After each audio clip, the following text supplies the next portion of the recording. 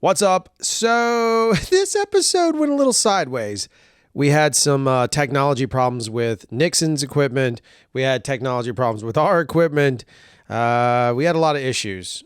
Card got corrupted. Don't even know how that happened. Very frustrating things. So Nixon's audio is pretty good. Our audio is not. It's okay. It sounds kind of like you're in the room with us, but it's not with our fancy microphones. I tried to clean it up best I could. That said, the show's pretty solid. It's stupidly funny, and you're not really here to hear us as much as you are here, Nixon. It's a great conversation. Next time, we're just going to go see Nixon in person. See, I didn't say do it in person because Nixon is already laughing at my face. Man on a mission, I'ma get it. You know I be on a what? Yeah. You know I be on a what? Man on a mission, I'ma get it. You know I be on a what? What's up, and welcome to another exciting adventure of Ride the Rebellion podcast. We have a very special episode today because the man, the myth, the legend, the one and only, the man with no last name, the man who's not a crook, Nixon is with us, and we'll cut over to him in a second. So we'll do our little housekeeping in the front half. And with me today, as always, is the king of the South Alabama Turndown, the reigning defending champion of the rebellion, or your champion. He's really your champion. He's not my champion. I always come in second. That's what I do, apparently. The first to my second, Dale Boyd of Dale Boyd Schlortz Management. What's up? The People's Champ. You are technically the That's people's what I champ. should have done for the Fat Tire thing. The Rock? People's Champ. Yeah. You got to be careful, though. I know. I could. I mean, he's technically ethnically ambiguous, so I think you... But if you decided to put anything on your face that's polish, that's... Ew. Robert Downey Jr. territory. Yeah, you can't do it. You can't do it. So quick updates, a couple of things right before we get to Nixon. You should know a couple of things. First off, last week, obviously, it was pointed out to us several times. We did not mention our sponsors. Right. Yeah. We totally fucked that up. Yeah. So that's because we lost all of our sponsors. If you guys watched 2 episodes ago, we fucked it up worse. It was pretty bad. Yeah. And we lost everyone. So shout out and thank you for our previous sponsors. So we do have a new set of sponsors, and we have been asked not to get as dirty. They don't want us to be as dirty. They don't want us to be as lewd, but most importantly, not as dirty. New sponsor.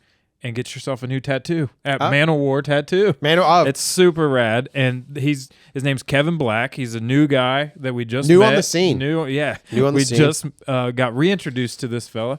And he'll do some beautiful artwork on your fantastic arms and legs that you can get tuned up if you go to...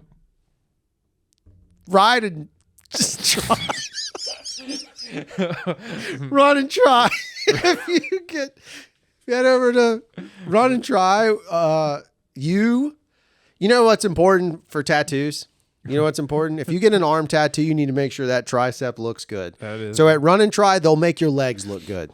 Yeah, so that it draws the attention off of your small biceps. That was so well done. I Yeah. didn't click over, but they got the audio part of it. Thank God. Good. So Run and Try, if you haven't been over there, I again wore my shoe. We talked about this once before. I've bought shoes from there before and I really enjoyed them, and I ran in them, and it does make a difference. Running shoes make a difference. I don't care what anyone says. You should head over there. I rode in some shoes. I forgot my pedal shoes. I saw that last night. And I rode in some trail shoes. They were, what were those? Topos? Yep. Topos. And I got a pair of those, and they are actually, like, in desperation, if you need some riding shoes that aren't really riding shoes and you happen to have some topos, they're perfect for riding bikes. Fair. Dual purpose. That's why we run and try. Hey, that was well done. All right, so this episode, a couple of things that happened. We had lots of technical problems. The universe knew that we were going to get this great bit of stuff from Nixon. So there's a couple of things that went right and a couple of things went wrong. You'll notice them. Maybe you won't. If I do my job, you won't, but maybe I'd just do a half-ass part of my job.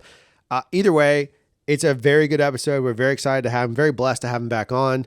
There's a little bit of love fest at the end, but if you have a chance, what is it at Nixon Rides? Is that his? I don't know. Maybe. Yeah, we don't know. He's Very ambiguous. Yeah, well, he's Is worth. that a word? Yeah. Yeah. Yeah, like ambiguously gay duo. Right. Yeah. Hey. Hey, A new if you have a Halloween chance, costume. head over and check out Nixon's socials, whatever they are. We don't even know what they are. He didn't even plug it. He did plug his bike shops, Yeah. And Epic Bikes. and Cannondale, of course. A little bit, though. Yeah. A little bit. He's way out in the pasture now, apparently. Yeah, I am going to try and show whatever clips I have. I don't know yet because we record. So we recorded Nixon's interview, so you guys know, and then we recorded this intro and then the outro. right. So there was a very great moment where he went bananas. I'm hoping it's still there, so we'll see if it happens. It was very good. The shit was bananas. It was bananas. All right, so here is Nixon. That's the podcast so far. Well, I'll just set that up then. So I think what I'll do is just do this. Hi, welcome back to the show. I don't know why I said that. It's not like we have commercial breaks on this stupid thing. But with us today, as always, one of our favorite guests, and the myth and legend, the guy who just flushed the toilet. Woo! Back for another episode. He had a beautiful set up. You guys can see some of that. We'll show a clip of it so you understand it. But we had all kinds of technology problems. So we're jumping back in. Welcome back to the show. Once again, our first time second guest. That's what you will always be. The second coming. The second coming. You are the second coming. I mean, the jokes are just as terrible the second time as they are the first time, but we all know it's more than the second. Welcome back That's right. to the show. Ladies and gentlemen, Nixon, the man who has no last name. Yeah, it's good to be here, and I do want to reiterate, because we did have a good test run, I do want to touch on some things about the first podcast, because I did take a listen to it, and my God, my voice is fucking amazing. I feel like if I didn't know I was imparting that kind of a gift on your audience of 4 people. Bug listening to it twice, it actually counts as 2 people. But at the same time, the reference when it was "fuck it, we'll do it live" was Bill O'Reilly. So if you look that up on YouTube, "F it, we'll do it live." That's what I was pertaining to. My delivery's terrible. It's not you guys. I think that's it. I also want to mention that at JC Mackey 2 on Instagram, RIP. I'm assuming he's dead because I barely hear anything from him. Never got to meet him. I'm assuming he rides bikes still. Hopefully, I have no clue. Also, shout out to, and I hate shout outs because I'm not a thug or a rapper, but shout out to Paul, who I met at Santos Fat Tire Festival in Florida. He was very kind, came over, brought a 6-pack of ciders. I made that last part up. But hung out for a little bit, let me know, like, hey, I don't really like those guys, but I get free stickers and stuff, so that's why we hang out. And I was like, cool, man, I get it. I'm on the same page. Hey, Paul's getting ready to leave to go to Burning Man, so he might be getting some. Did you just try to say Birmingham and because it's Alabama accent, you fucked it up? No, I'm definitely not Alabama accent. Burning Man. Yeah, Paul's rolling out the Burning Man, so like now it's one of those scenarios of like, I guess he could join you. Have you been to Burning Man before? Actually, I've been to Burning Man East Coast. Yeah, he went. Which is at a place called Deerfield, North Carolina, Western North Carolina, where the mountains are. And it was that was like the hippie side of things. And then the ironic Burning Man out west, where they buy a bunch of gas from the man and then burn mechanical things. Right? Whatever. That became the big draw, which, by the way, is just outside of the town Nixon in Nevada. Any relation? Yes, but we'll talk about that on the 4th podcast. But yeah, I have been to the East Coast one, and it was all right. It was all right. All that to tee it up. It's funny you say, we just had a guy start riding with us, and he was very quick to correct everyone around him that it's Nevada, not Nevada. Yeah. I mean, he was fast to connect it. You have some history there. Is that a real thing? Are you not supposed to say Nevada? Are you supposed to say Nevada, not Nevada? Oh, it's a real thing that there are idiots out there correcting what you say. Yeah, that's a real thing. All right, so I'm gonna re-ask a question because I thought it was an interesting or I'm gonna ask this.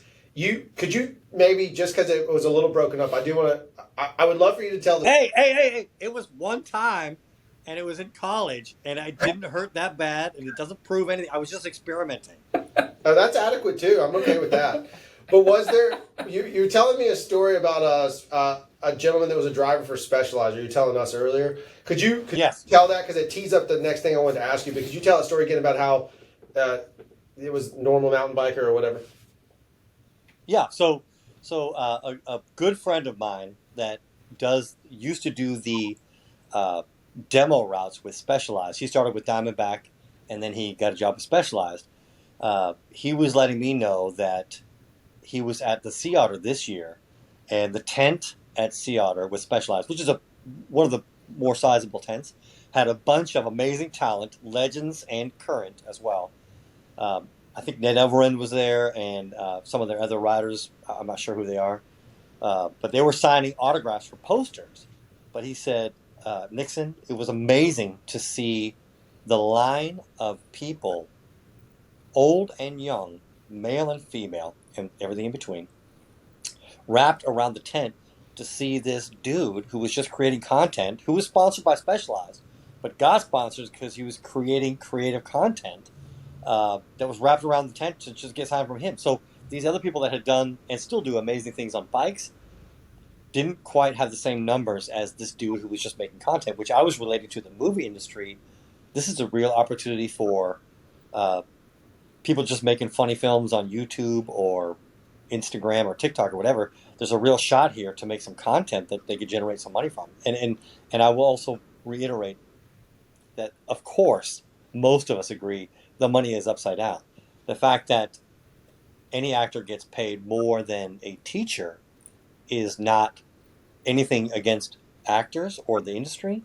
It's probably against us because we're paying more for movies than we're paying for teachers. So it's probably introspectively on us, and we could change those things probably.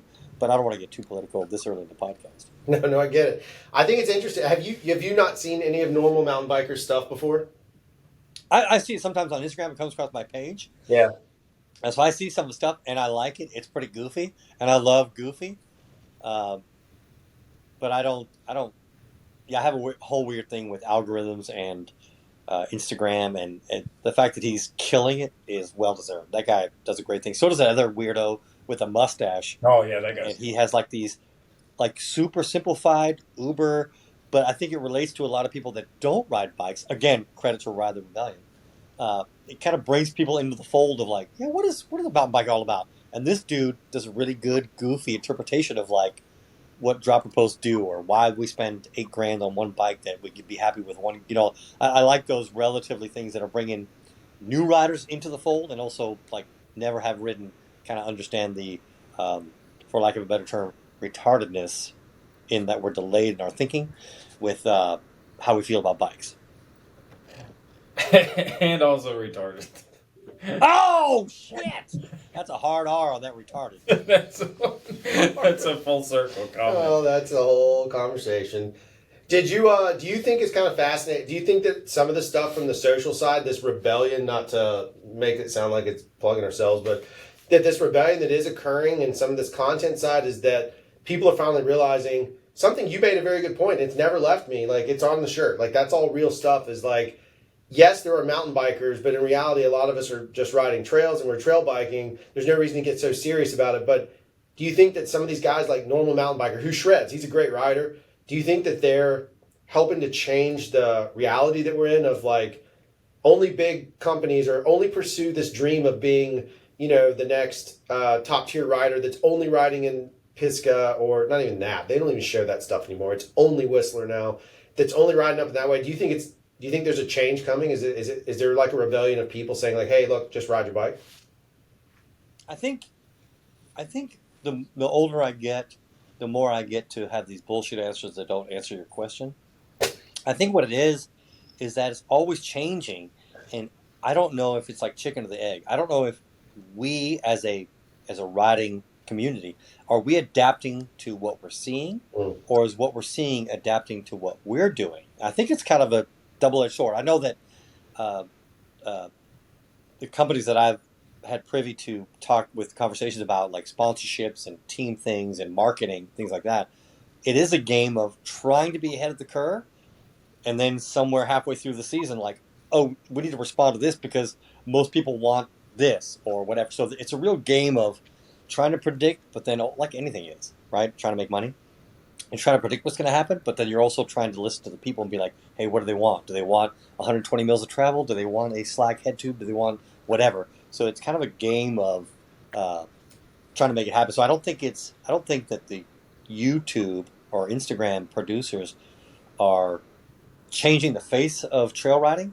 I think what it is just it's morphing. It's always morphing. It's not a one-sided thing. It's like the demand of what we buy as consumers affects what they produce, and then they're trying to force stuff down our throat politely, and then also we're not responding to some things, and some things we are. So it's always morphing. If you and I could figure that out right now, we'd be financially empowered more than we are now. What do you think about this though? Like maybe a company looks at it. Maybe a company looks at it and says, "Hey, we're spending $50 million to send Loic Bruni to Europe. We could give this dude on YouTube that's going to get way more eyes and ears and influence. We can give him 10 million, and he's going to get way more. He's going to have more of an influence than Bruni is because he's more relatable to the average person. It's like and that's who's buying bikes, right? The pro guys and girls are not buying bikes. Mm-mm. So that lets you know that where the market's going. The market has always been, hey, we're making these bikes for the average person. It drives me apeshit when people say like, well, I'm not a pro, so I don't deserve. Well, first of all, it's not about deserving.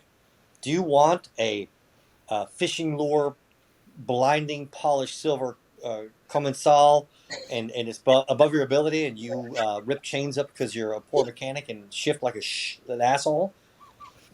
No, not anybody I know or that we know.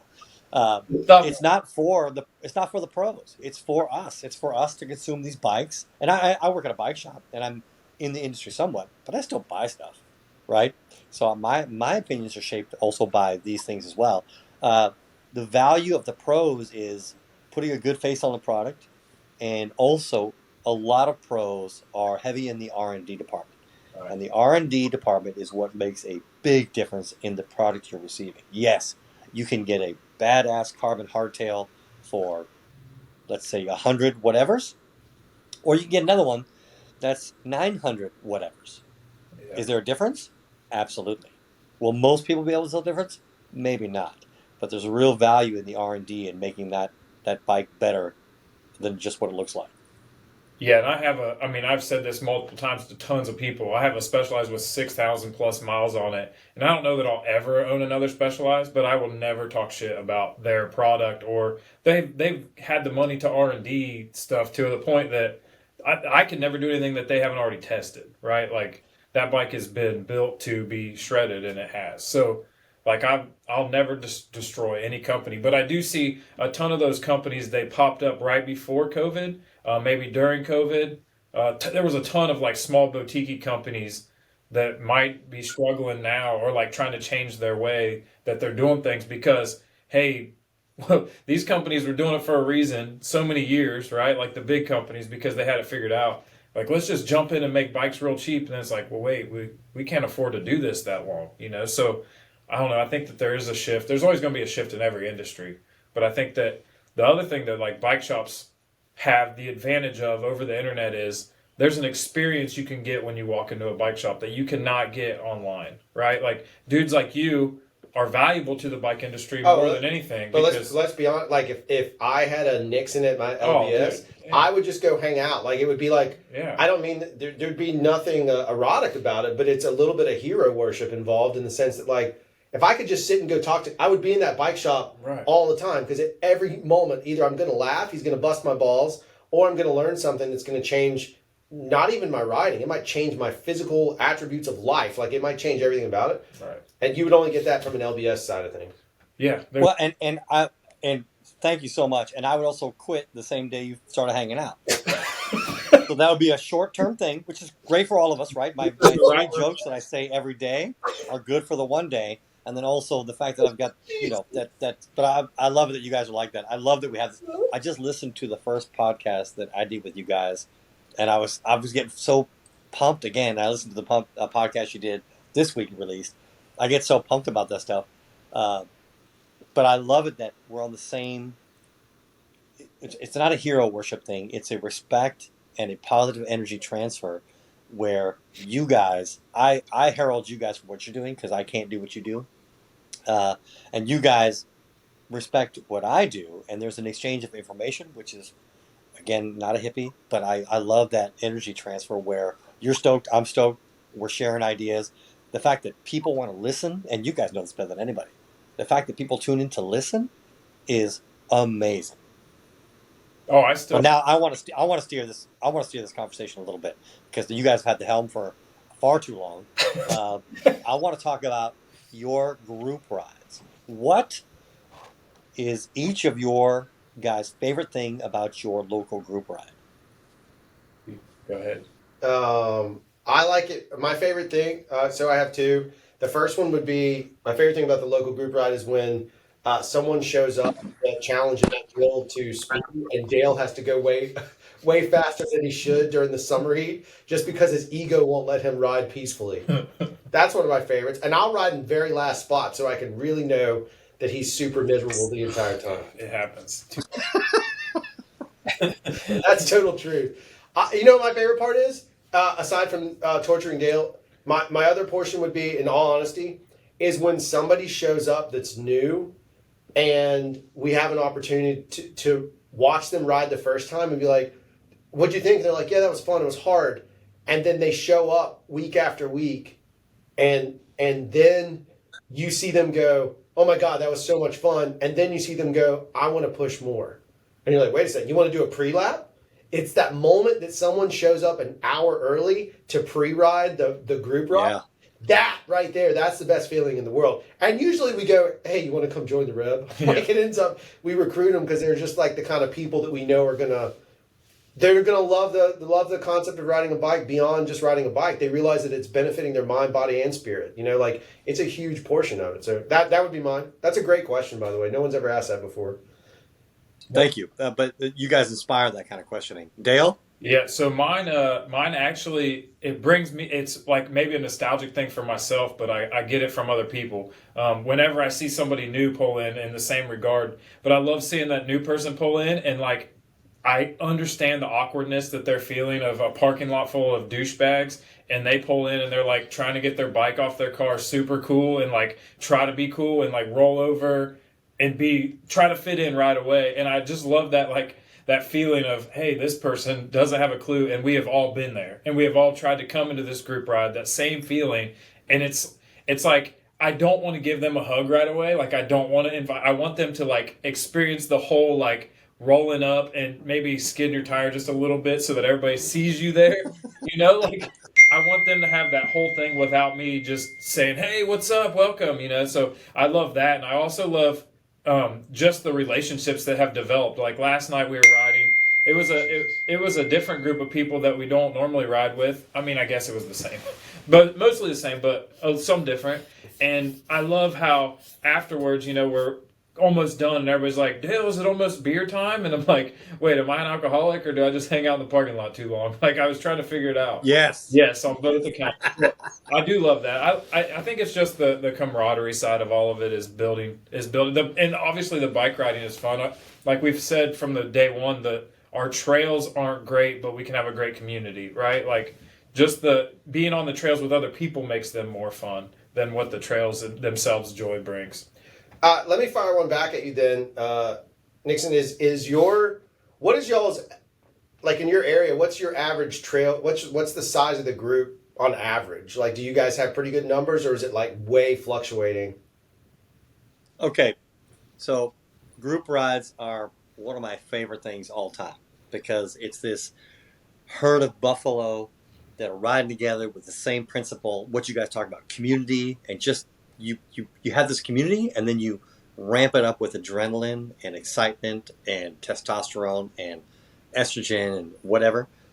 I love that. I just put a post up on Instagram last night about how I was still buzzing from the group ride yesterday. So currently, and I've already forgotten your question, so fuck it. Currently, I'm running 3 group rides a week, and it's Tuesdays, Wednesdays, and Thursdays. And each ride has its own little niche, which is interesting because people assume like, oh, Nixon's doing this group ride on Thursdays. That's what Tuesday's going to be like.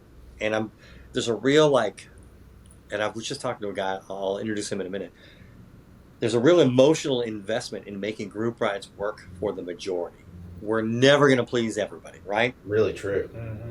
We want to please the majority. That's what we want. There's always going to be the outliers that are like too hungry for your podcast. I don't know who that is, but I'm sure there's somebody out there that's not in the right mind. But then also people that talk shit because they just, that's what they do. But that majority, that huge piece of pie in the middle is what we're aiming for. That's what we want. The community we're talking about. So the group rides we're doing now, we have a shop ride out of the bike shop, Epic Bikes in Tallahassee. We have a shop ride there that we do A's and B's, and we split the A's from the B's. They do a longer ride on the A's, and the B's do a softer ride with some stops. And then Wednesdays is practice loops for the Florida State Championship put on by Gone Riding Events, GoneRiding.com. It's a big, big race that anybody can race from any state. It's in Tallahassee, and it's the most attended race of the 8-race series for Florida State Championships. And it's not that far from you monkeys. So if you want to come over, we'll house you, feed you, give you ciders, and then put you on the race course to your detriment. But anyways, that being said, I asked the question about group rides because there was this guy I was mentioning earlier that we ride bikes, we meet these people that are like, what do you do? And that's just a question we ask. And they tell you, and I've been so humbled on my bike my whole life, which is part of why I like it. I just realized we were sitting on the grass, my hand, of course, in dog shit. I didn't realize till later. But we were talking to these guys, and there's a mag lab professor, scientist, right there. And there's the lead for the FSU psychiatry program. Wow. And then there's the city planner, dean of whatever, professor from FSU, and a fucking idiot, me, who likes doing wheelies and getting free stickers, right? I love that we all mix them, because otherwise we were not hanging out. And if we are, it's because I paid too much to go to school and I failed that anyways. But talking to the psychiatry guy, he's been running a group ride for 20 years called Dirt Church in Tallahassee, where they take bikes and they get lost in the forest, the ANF, Apalachicola National Forest, and they just find their way. And they go through plantations, and they go through hunting grounds during hunting season by mistake, and they do all these things. And we start talking, and I realize that part of probably what he's doing is he's studying this whole group ethic of group rides. Wow. Oh. And I got nervous because I realized he's looking into I don't have a soul, so he's looking into my cavernous brain cavity, whatever. So I totally beat him at his game. But I realized, I was asking questions like, is there an emotional investment in group rides? And he was like, absolutely. And is it from the group leader? And is it from people that also show up first time? And he goes, it's everybody. Everybody has this weird emotional thing where Dale was talking about how being cool. So Dale says, I remember guess what, Dale? You go to a ride where there's 15 or one professional world champion trail rider, and you're going to feel the same way. You're going to fuck up. You're going to skip your shoe. You're going to forget your cleats. Your water bottle's going to spill, whatever that is. And I still get that too, of course. We all get that. Yeah. But that's part of the fun, is that nervous, anxious energy, which is also excitement of the group ride, which has been my probably since you asked me the question, what am I doing? This whole 3 group rides a week thing has been this really big emotional investment, which I benefit. F everybody else who shows up for the rides and has a good time. I don't give a shit if they do or not. It's for me. I want the power. I've had to lead group rides for a few years now, and I feel the exact same way.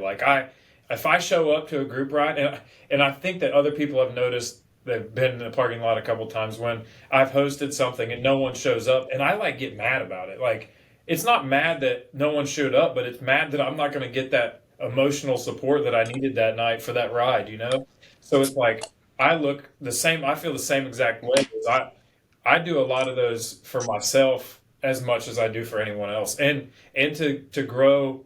You said how the demographic of people that you got to ride with was different. It triggered me to the idea that we have one of the most diverse mountain bike communities I've ever seen. Even just by looking at people's pictures, we'll have. The other day, I was a minority there after a group ride. Drew was there. Yeah. So we were minorities, and it was Filipino guys and African Americans and women, and there's all in a local Alabamian where I'm like, dude, where on the planet would this local Southern Alabama guy ever talk to these people outside of this parking lot? He never ever would.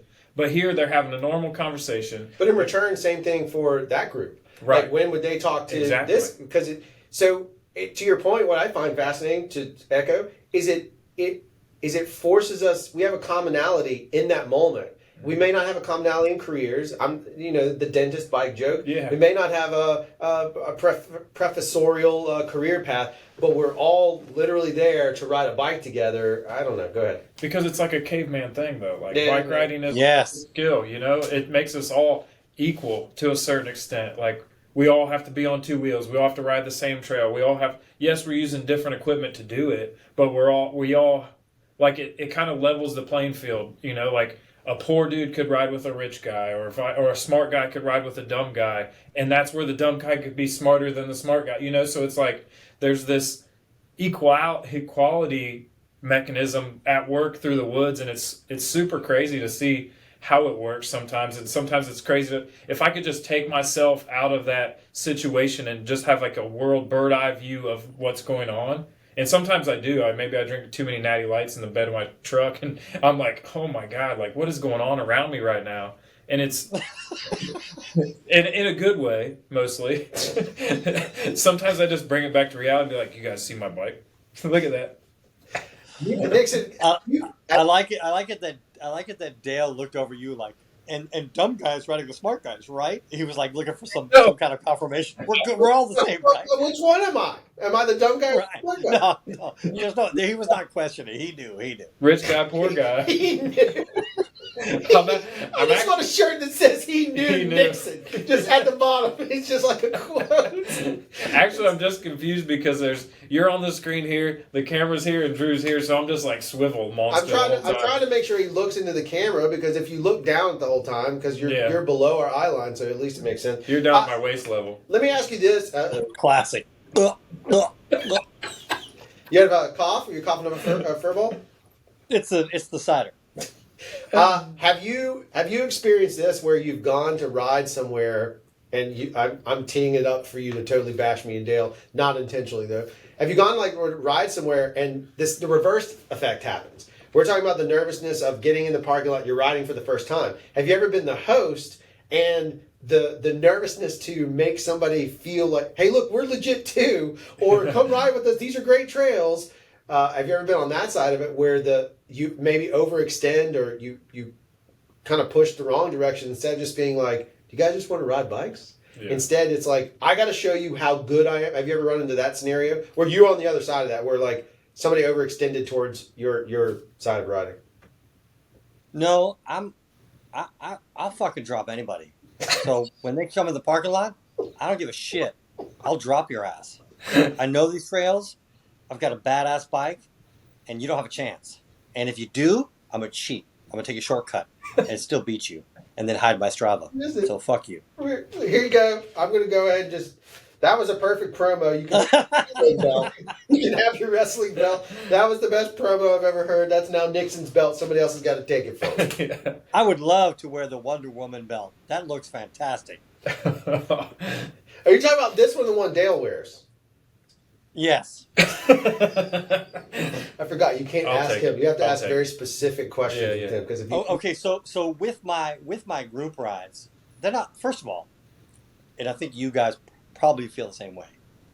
It's not my group ride. Right. I've ridden this group ride for many years, and when I'm by myself, it's not a group.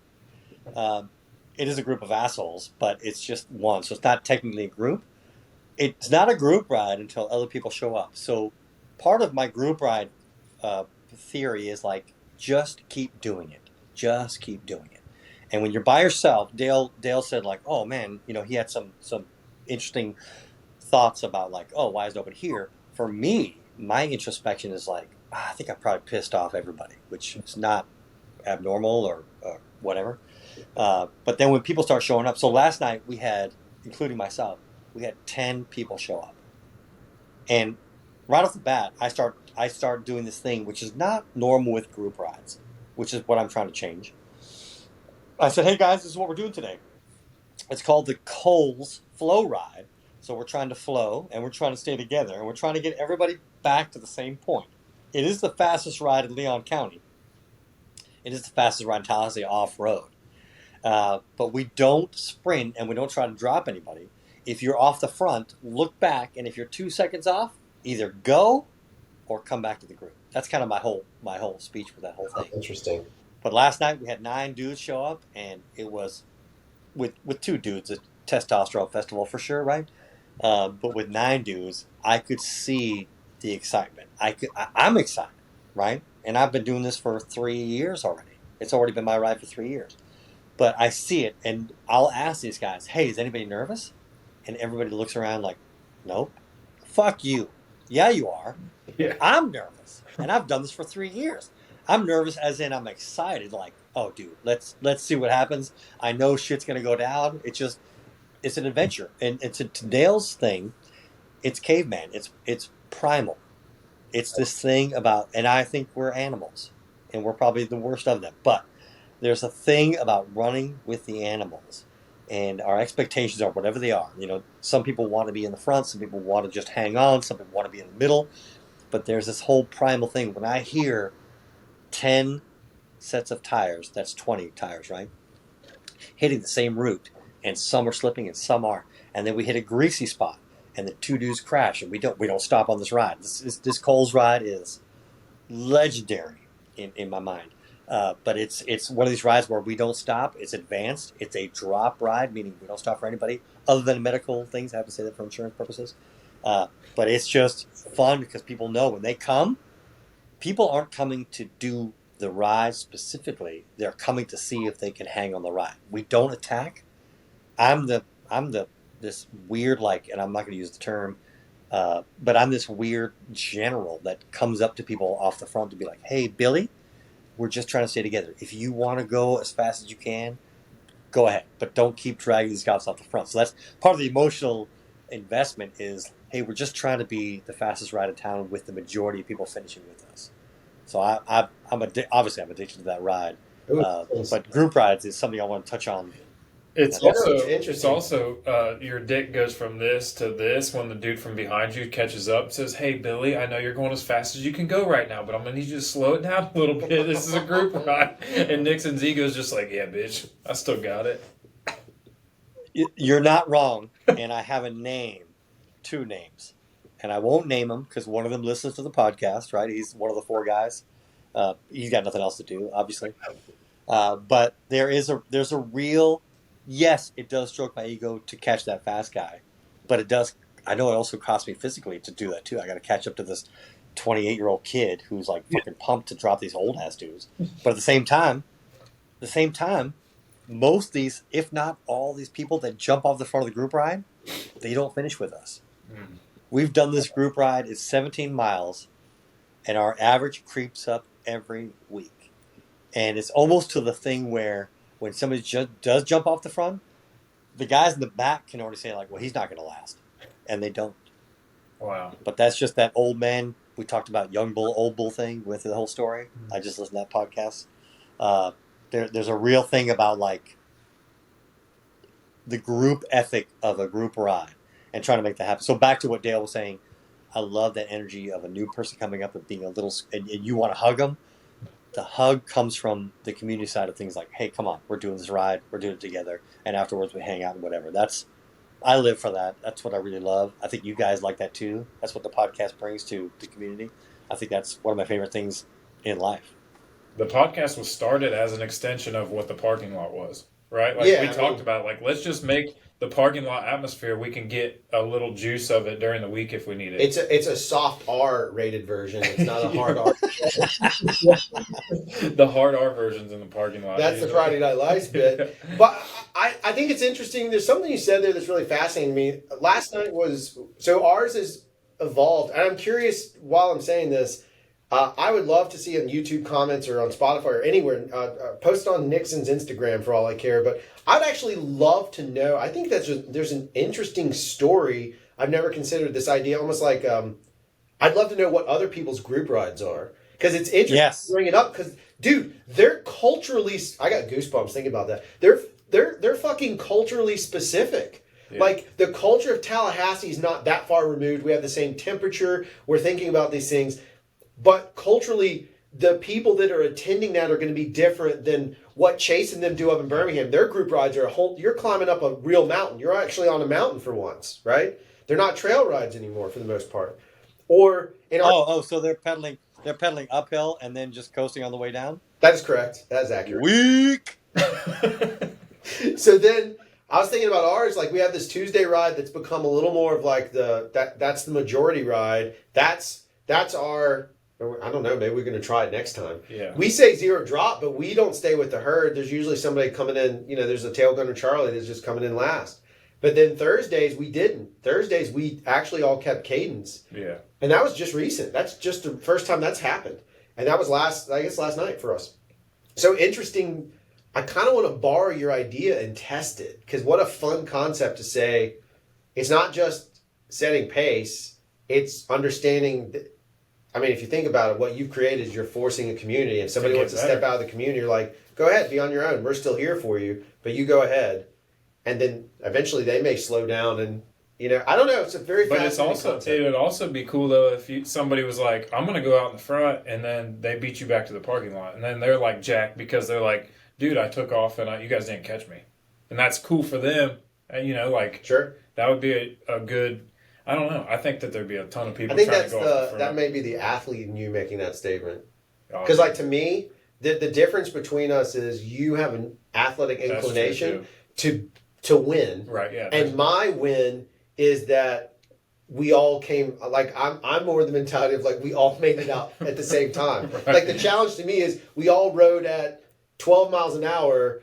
Everybody. So the people that were faster toned themselves down. The people that were slower pulled themselves up, and we did it as a team. I'm more like, bitch, please. Yeah, right. But I think maybe I'm still a little scorned about how the group rides previous to the way they were being done. Because there were still group rides Tuesdays and Thursdays before I got here. It was just a different mindset. It was they took off, and if you're with them, you're with them. If you're not, you're not. And we'll see you in the parking lot. And there was no real organization to it. And I got scorned because of that. It was like, fine, you don't want me to ride with you? I won't. So I got better than them. So it was like, I don't want to ride with them anyway. They're too slow. Right. So then it became, wait a minute, I want to go back to helping other people that don't have to feel like I feel. But I still have that mentality where it's like, I want to go fast. As fast as the next person, but I also don't want... I mean, there's faster people than me. There's plenty of faster people than me. But I don't... Like, the group ride isn't a place to find that out, to me, in my mind. I know that your guys... That philosophy or that style of a group ride is an awesome idea. I would love to try it. I think it would be fun to see who would decide that it's too hard for them. Like, to find out who would quit first. I think that Drew touched on a good thing, what you guys always do, but it's interesting. If we have 10 people on a group ride, there are 10 versions of that group ride. Right? So there's 10 different expectations too. And there's some guys that come and they're just trying to hang. There's some guys that come that are like, hey, I'm going to hold back. There's some guys that come that want to blow it up, right? I think to make a group ride successful, again, referring to that majority of people on the group ride, you're trying to make them stoked. So you're not going to hit that slim percentage of people that want to go faster, and you're not going to hit that percentage of people that get dropped right away. But if the expectations are clear from the beginning, that will help grow your majority size. If you tell them this is a drop ride, hey, we're going to do 17 miles. Hey, it's hotter today. We're going to soft pedal for an hour, or we're going to whatever. I think that, again, doesn't get everybody, but it increases your stoke value being like, oh, this is not the ride for me. Or, yes, I'm on this ride. I'm going to hang as long as I can, or I'm going to hold back because I know I'm faster. And that community thing comes back. There are guys that were on the ride last night that were way faster than what we did last night. However, they held back, and they know they get the scorning from me. It's not a scorning. I guess for them it is probably. Probably don't deliver. My delivery is shit. Just ask anybody within 5 feet of me. But there is a real value to explaining what we're doing and then making that happen. Now, there are rides that is like, sometimes on the Coles ride, I'll say, hey, you guys want to say fuck it and go for it? And this weird thing, it's twice we've offered that. Everybody says, no, I don't want to do that. And then it winds up being this like muted ride to be faster where everybody finishes together, which is fantastic. But the days I don't say that, that's when somebody shows up and wants to blow it up, which group rides are always like trails. They're always morphing into something different and changing. And that's part of the beauty of it. You know, the adventure. If it was the same thing all the time, people wouldn't show up. It's kind of boring. But the fact that people show up with emotional investment or physical investment or whatever, that's what makes it. The most exciting rides on those group rides are when shit goes sideways. Well, there's gonna be, and I've been ahead of the curve my whole life, right? There's gonna be a real shutdown on the fact that we're wearing plastic clothing. What do you mean by that? We're back recording, so what does that mean? Are we recording? Yeah, we're back. I don't know what you're talking about. There's going to be a shutdown. It's going to take a while, but the fact that we're putting plastic on our bodies every day, it's a problem, and it's going to come to a head. Not in the next year, but it's going to be a problem. Oh, I see what you're saying. From the fact that I see what you're saying. I mean, that is it. You're absolutely correct. What's weird to me is that there's a tremendous amount of cotton and other textiles that are usable on this planet that we could be. And cotton breathes really well, and it's fantastic. I have a few 100% cotton shirts that are. Granted, I bought them when I went to Cuba. They were $80 for a cotton shirt. That makes no sense. Like, it's abundant. It grows. It's actually a good crop to cycle through. Right. And yet, we, like you said, we wear plastic. We're basically wearing plastic. And that's not even just spandex. Like, all of our clothes have plastic in them now. It's cheaper. Yeah. Do you mind if I go back to the point about the group ride thing real quick? I have one. Yes. No, Yes, we're moving on.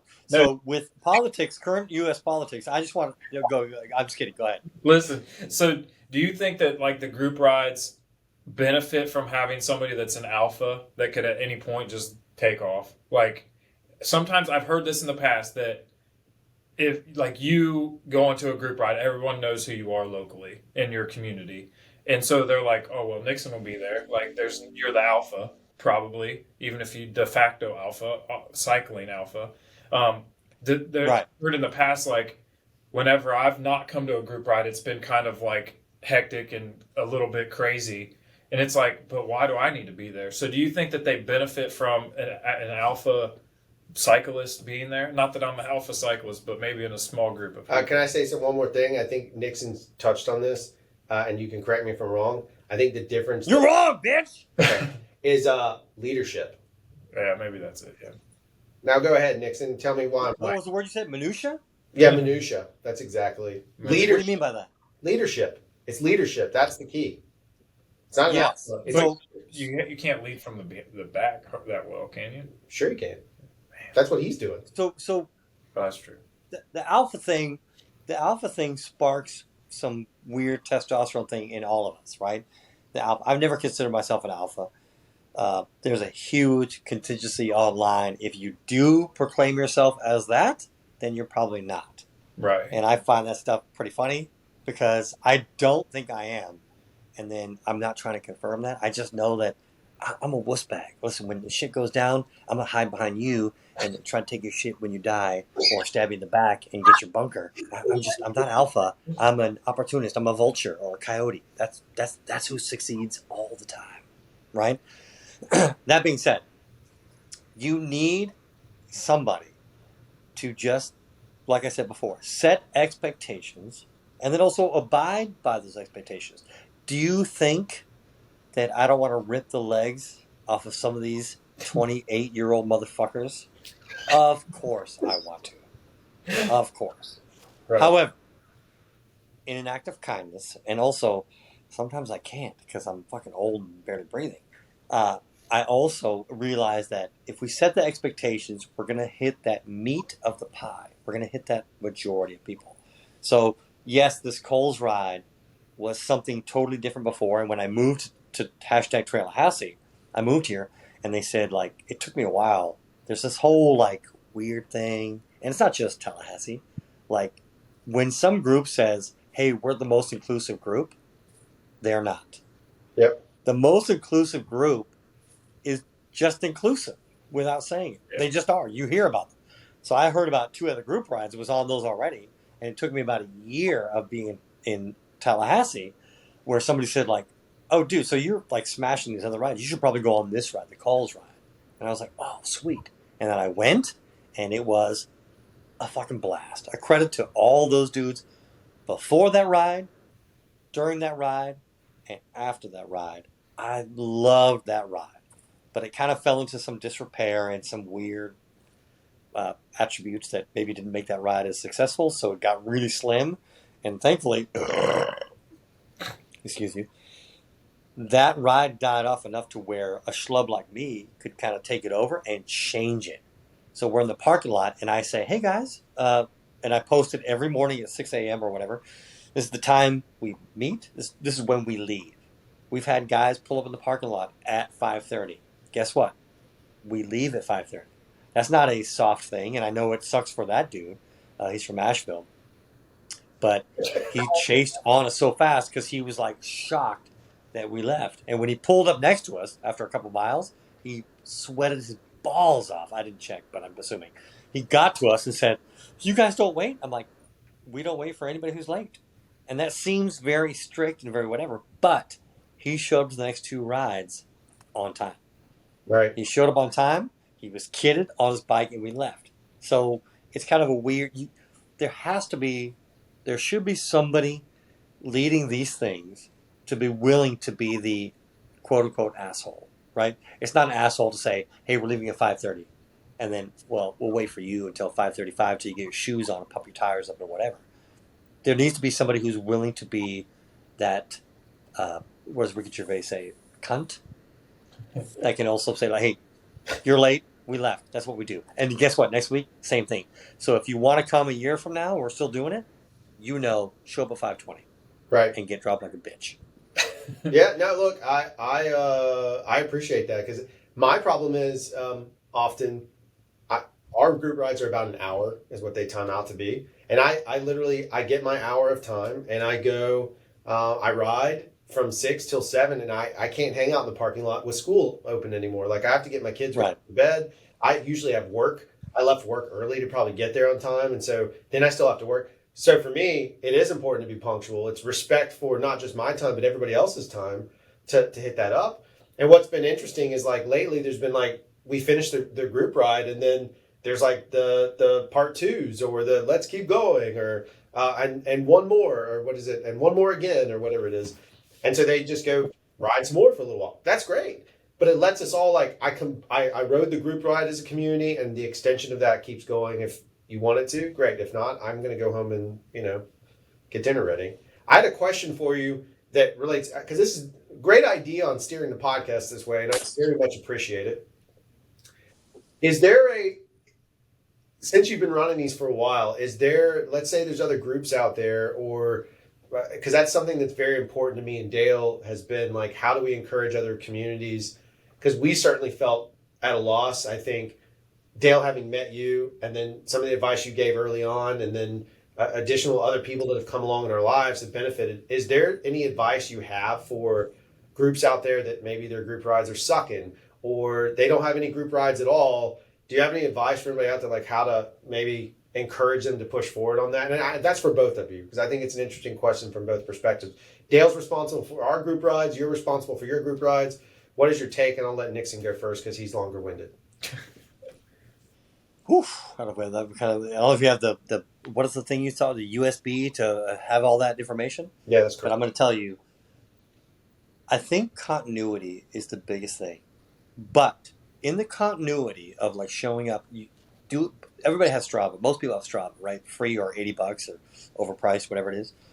They're going to see that you went when it was drizzling, right? We don't ride wet trails, but they're going to see you went when it was 98 degrees. They're going to see that you went when there was one person. They're going to see that and it's just this weird, like, I can't remember what the word is. And by the way, my vocabulary increases magnanimously when I'm on this podcast because I'm hanging out with 1.5 geniuses. But there's something to the continuity of just letting people know, like, hey, we always go. So some people will show up that will get dropped or will be slow or whatever, but they know, hey, Drew and Dale, they've got this thing going, and I'm going to show up. And I think that you've all led group rides. That's what we live for. We're not living. We like riding bikes, and we can ride bikes anytime, and we do. But when somebody else shows up, whether it's 1 or 9 or 15 people, man, the stoke level for me, and I'm assuming for the other people that show up, is, I mean, it's exponential. It's just huge. And that weird, like I said, that buffalo herd of tires going over roots, and I'm getting excited now talking about yesterday, just remembering I had a vine. So we're a nonstop ride. I remember this vine, and I spoke about it in the parking lot, but hopping over logs and doing other shit, I forgot. And the vine went right across my face yesterday, ripped off my glasses, which are clear lens. They ripped them off, and we're a nonstop ride. And I'm an idiot. I should have just stopped, but I didn't because we're a nonstop ride. So I'm trying to keep that continuity. So we left. 2 dudes behind me crashed because the vine went around my neck and off my face, and then ripped my glasses off, and I kept going. And then some dude, you talk about like chilling, right? The goosebumps. A mile later, we're on this like kind of open dirt road section, and this dude pulls up and he goes, I got your glasses. And he hands them off to me nonstop. And I'm like, holy shit, dude. How badass is that this whole thing is like making this ride, this whole like 10 dudes, testosterone pumped up, are trying to help each other. And I think that's Ride the Rebellion. We're all a bunch of dudes, girls, whatever, people riding bikes, just trying to have fun with each other. Yes, we're trying to drop you and prove that we're faster. But in the meantime, while we're not, we're trying to help each other. That's crazy. Good answer. Now, Dale, follow that one up. Well, the ironic thing is I was actually going to say the same, similar, but not continuity. I was just going to say consistency and being consistent. Like I've always said, if there's a group ride on Tuesday, I'll be there at Tuesday. If it's a thing on Friday, I'll be there on Friday. Like I've always said that you have to remain consistent because the first Tuesday that somebody new shows up and you're not there, guess what? They'll never come. So it's always been like, hey, if I'm here, if I say I'm going to be here, I'm going to be there. And I think that that's been the hardest part. But then again, it also comes to the fact where it's like, damn, it's a double-edged sword because the consistency side is those guys that are marginal that can talk themselves out of going on Tuesday are like, well, they'll be there next Tuesday or they'll be there Thursday. But I mean, I'll be there every day as long as I have kids and stuff. So there's that. But look at that guy. Hey, puppy. A rider identifies as female. Look at that lady. Look at that bitch. This one? This is not. I identify as. Look at that bitch. I'm take 2 in it with the bitch line. Yeah, I love that. I love that. There is a real physical and emotional investment in making group rides happen. I think maybe like thinking beyond us as people, we hope that whatever we did inspires somebody to carry on that tradition, right? So after we age out or we die or we have a basketball injury or some bullshit excuse, we just hope that somebody else carries that torch to make it fun for people. Not be the same thing, right? But just be more fun for the next generation of people coming through. Well, I keep saying that too. It's like, yeah, we do a lot and we try to do a lot and we may not do everything other people want, but I want somebody to take the torch because maybe they have better ideas than what I have. Well, like, here it is. That's what I was literally about to say. Like, I think one of the challenges is like, it's inspiring others not to just show up for the ride, but you've got to, all these groups or the communities or whatever, you've got to inspire leadership to pick it up when you can't. Because if you don't, then that's, like you got to have an alternate. It's just the reality of it. If you don't have an alternate, then you're positioning yourself for like reliance on one singular individual could be catastrophic. So you need that person to kickstart it, but then you need to build and invest in people that they believe that they can do it too. So they help along. And at some point, to both you guys' points, if somebody else wants to take the torch and let them run with it, and you started it, but now they're carrying it, let them carry it. Like, step away, because that's how you're gonna share. I mean, leadership is, if leadership is built on one person, it's fragile. It's extremely fragile. That's exactly right. That's exactly right. It's like the Steve Perry effect. You mean from Journey? Yeah, you old ass bitches. You know who Journey is. Yeah. Steve Perry had to retire because his voice is fucked up. And then some, I think, Vietnamese or Korean guy took over, and he sounded just as good, if not better. Yeah. But now he's fucked because Steve Perry came back. Look how proud he is. He's so proud. It's like there's a metal band man in there. Yeah. So, hey, I followed you. We're going to change the subject from group rides. Are you done with the group ride? Yeah. We're close to New York too. So yeah, I guess we're done. Just tell us what you did this summer. I saw some of your. I mean, besides taking care of myself, like mental stability, right? Yeah, right. And those I commercials. was shaking up a lot of ciders, so that I don't like them carbonated. Right? That's what I meant.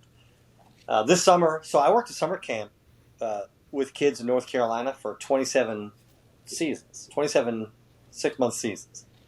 I fucking hate kids, but the money was so good. I was like, why not stay and make the cash, right? So now I'm rich emotionally, broke financially. But this summer was really buckling down with the shop and doing my 14 hours a week, which, it's emotionally taxing, but I can do it. 14. Not in a row, but over 7 days I can do 14 hours. And the Epic Bikes in Tallahassee, they are so supportive of what I do because I think they don't know what I do. But they're fantastic guys, and I love it because we have guys that come in and hang out, and we have people that show up before we open because it's a thing that our shop offers. Hey, are you not able to put a chain on? Have you never done a crank change? Have you never adjusted your suspension? Come in before we open because I'm there and you get to use professional tools under professional management, and you can do your own labor and you don't pay for labor. You just pay for parts. And that's been a really fun thing for the summer to have these random guys come in, whether they're like ham-fisted or grease heads or whatever. They come in and they learn the right way to do it, and they get empowered to be like, well, why is a bike shop empowering people to work on their own bikes? It's like, because we want people riding their bikes longer. And we have more than enough people that don't know what they're doing, and they'll pay us to do the work. But at the same time, our guys are like, hey, we're trying to build community. So people want to come in early and work on their own bikes. You want to teach them? That's fantastic. And I love that. It's like the group ride thing. It's just getting people excited about bikes, whether it's road bikes, hybrids, trail bikes. That's all summer's been that. And also spending, listen, my life is amazing because of my partner, FisherandNixon.com, if you have a neck injury or whatever. But she makes it happen for me, for sure. That and that thing, which is probably worn out from sleeping all day, for sure. So summer's been fantastic, a lot of heat, but just being smart. We've had a couple guys in town that have overdone it, but that's a good lesson for everybody else. Like, hey, overhydrate. Just drink before, drink during, and then drink after. Not ciders or whatever, but just be smart about riding in 97 degrees and 98% humidity, which is murder. Oh, by the way, we've had 2 Florida guys, Tim Zimmerman from Z-Boys Racing and Bob McCarty from Alex's Bike Shop. They both got national titles in the 50 and the 55 plus Cat 1 Expert in Pennsylvania for cross-country racing. That's fantastic. Those guys are pretty nice, right? Ugly as sin. That's probably why they're so nice. Personality being what they got to lean on. But fast as shit. And again, that Kelly Slater effect. You go out riding for 3 hours, you're pedaling for 3 hours. Go to Pennsylvania and smoke those bitches. Yeah.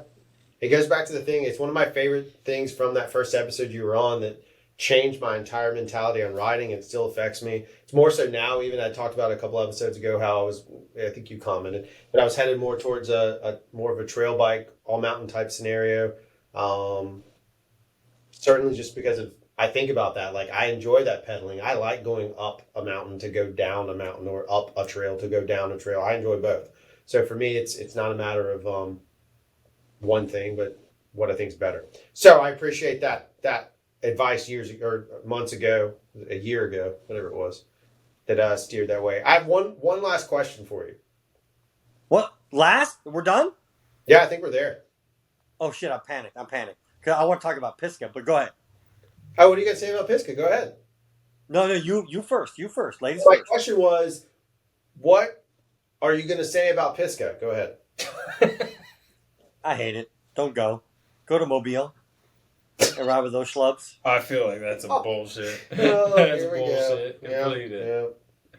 Listen, hey, the fact that you have invited me, I'm so flattered, and I will always fuck up the podcast by mentioning how flattered I am, but that you guys actually want me on, and whether it's desperate or whatever it is, I don't care. I'm excited to be here. I love it because I'm just talking shit, and I barely ride a bike, and I work at a shop where most of my mechanic abilities are questioned, rightfully so. But at the same time, I'm happy to share my shit, and I love that you guys want me to do that as well.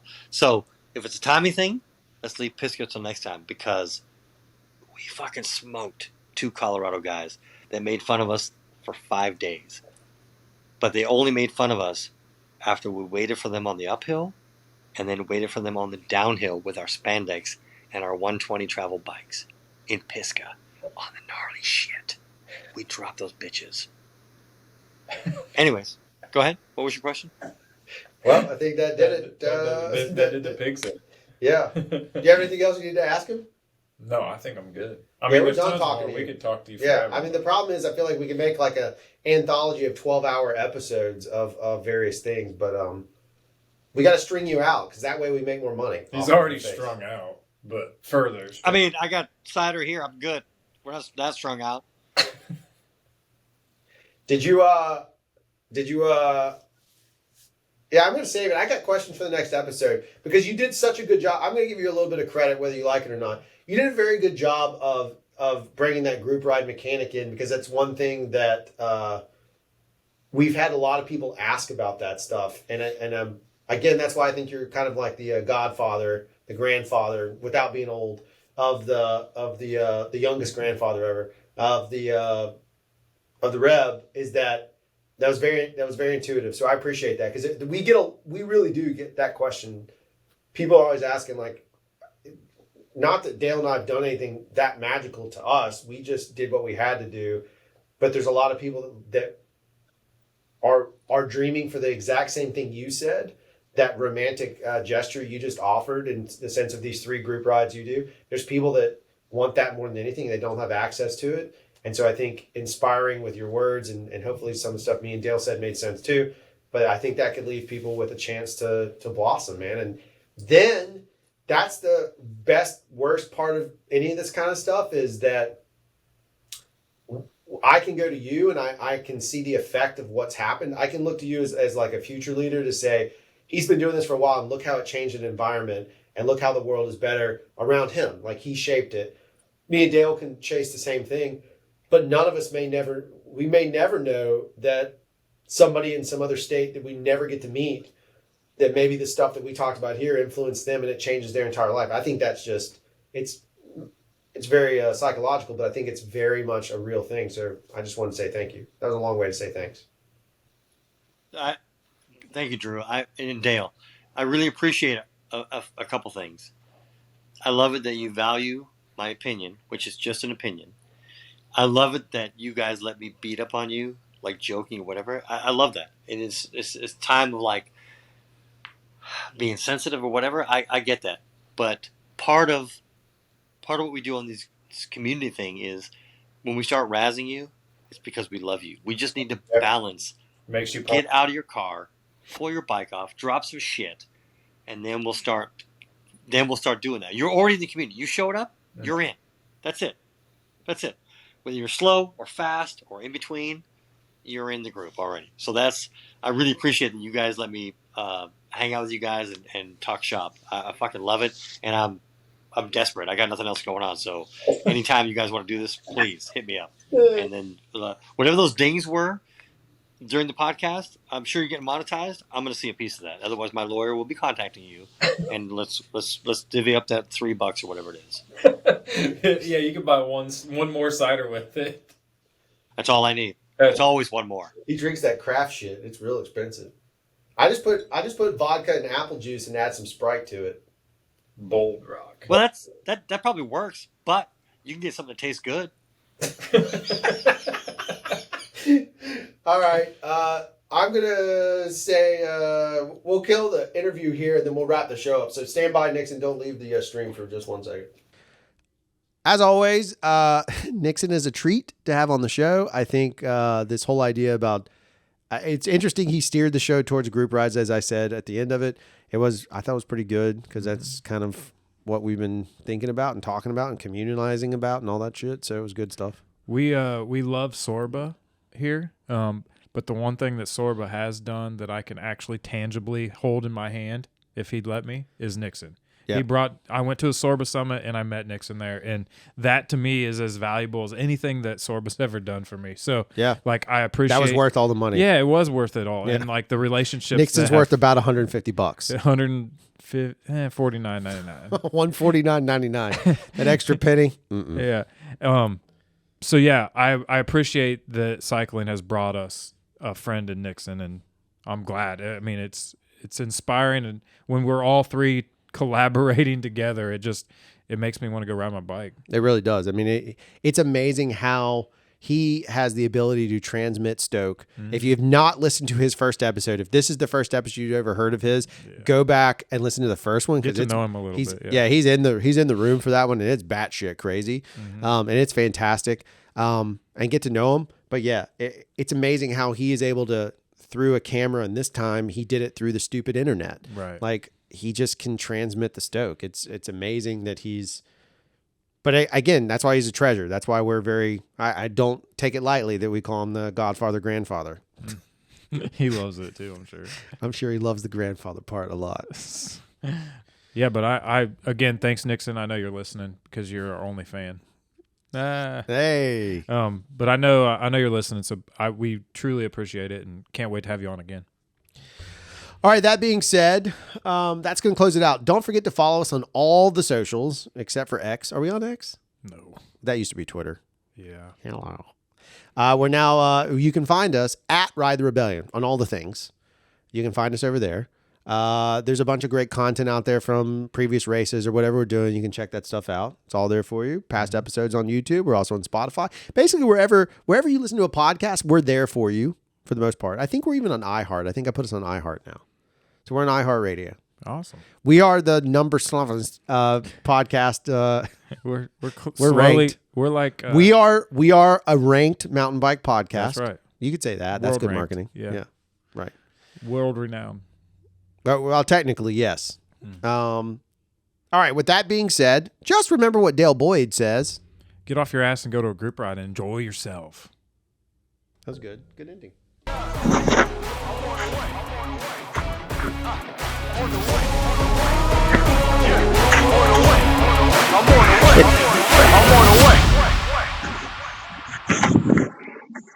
Gentlemen, eyes up here, gentlemen. Eyes up here.